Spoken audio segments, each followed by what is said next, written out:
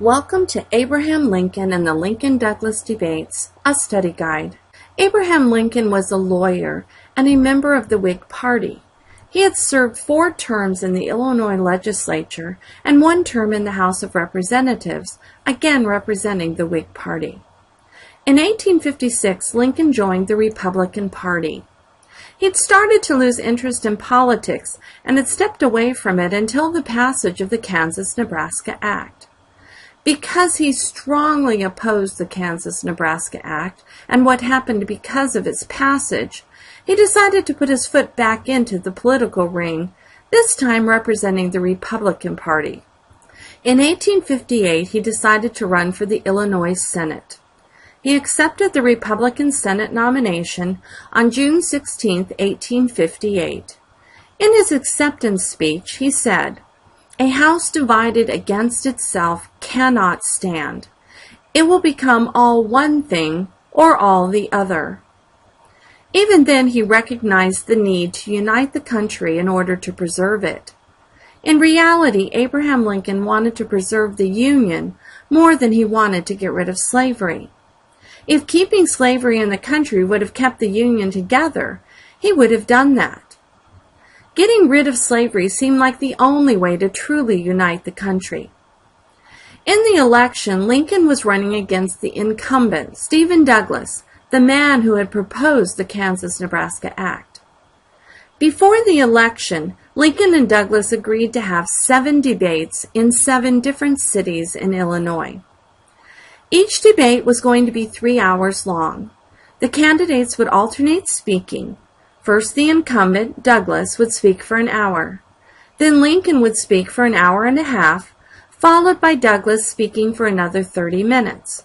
This would allow Douglas to rebut or counter any challenges brought up during Lincoln's speech. Unlike the very sober, quiet debates we tend to have today, where the questions are given in advance and the audience members are observers, not participants, the debates of 1858 were entertainment. It was very common for the spectators to heckle or yell comments at the speakers as they talked. They might yell encouragement if they agreed with the speaker, or boo loudly if they disagreed. The debaters had to play to the audience and even interact with them, like an actor or a comic would today. Stephen Douglas was a powerful judge before becoming a member of the Senate, and because of his power, he was given the nickname Little Giant. In the debates, Douglas suggested that Lincoln was a radical abolitionist who wanted African Americans to be equal with whites. For a Southerner, that's quite the insult.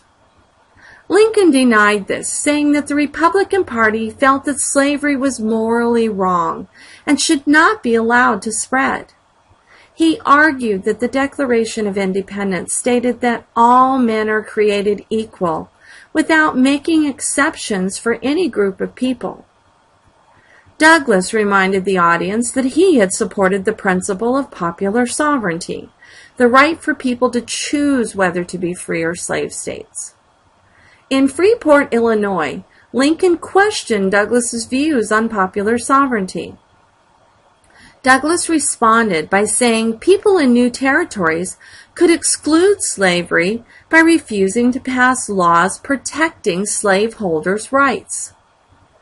Douglas's response became known as the Freeport Doctrine.